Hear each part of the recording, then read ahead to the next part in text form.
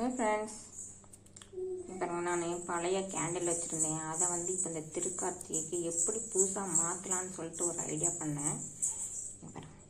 நான் ஏற்கனவே இந்த டேப்லெட் மாத்திரையில் கொஞ்சம் இங்கே பாருங்க, மெழுகு கொஞ்சம் ஊற்றி பஞ்சு திரி போட்டு ஒரு திரி செட் பண்ணியாச்சு. தெரியுதா? இதை வந்து பாருங்க, இது மாதிரி பழசு இருந்துச்சா, அதில் இருக்கிற எல்லா மெழுகையும் வேறு ஒரு இதுக்கு மாற்றி இப்போ புதுசாக தீபம் ரெடி பண்ணியாச்சு. இது ரொம்ப நேரம் நின்று எரியும் நல்லா. நம்ம வெளியே வாங்கினா ரொம்ப ஜாஸ்தின்னா அது பழைய கேண்டில். இந்தமாரி எனக்கு ஒரு கேண்டில் கிடச்சிது. ரொம்ப வருஷமாக வச்சுருக்கேன், 2-3 வருஷமாக. சரி, இந்த கார்த்திகை காட்டி இதை ரெடி பண்ணி நம்ம யூஸ் பண்ணிக்கலான்னு பார்த்தேன். இது வந்து இப்படி வச்சு இது மேலே கேண்டில் வச்சிங்கன்னா செமையாக இருக்கும். இப்போ நான் என்ன பண்ண போகிறேன்னா, இப்போ இந்த உருகிட்டு இருக்குல்ல, இந்த உருகினதெல்லாம் தூக்கி அதில் ஊற்றிடணும். அப்போ நம்மளுக்கு கொஞ்சம் புதுசாக ஒன்று ரெடி ஆகும். இது ரொம்ப டர்ட்டியாக ரொம்ப அழுக்காக இருந்துச்சு.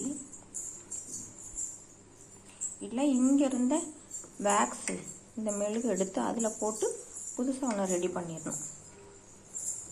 இப்போ அதுதான் இந்த கார்த்திகைக்கு ரெடி பண்ணிகிட்டு இருக்கிறேன். திருக்கார்த்திகை அன்னைக்கு நான் விளக்கேற்றும் போது உங்களுக்கு காமிக்கிறேன் எப்படி இருக்குது எங்கள் வீடு கார்த்திகை அன்னைக்கு. இந்த 3 விளக்கு நான் ரெடி பண்ணிட்டேன். சூப்பராக ரெடி பண்ணியிருக்கேன்.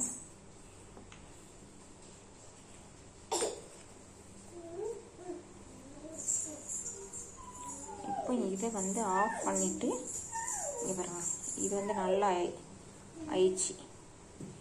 இதை ஆஃப் பண்ணி எடுத்துடணும். எடுத்துட்டு இந்த மெழுகு அதில் ஊற்றணும். அப்போ தான் நமக்கு செட் ஆகும். சூடாக இருக்கு.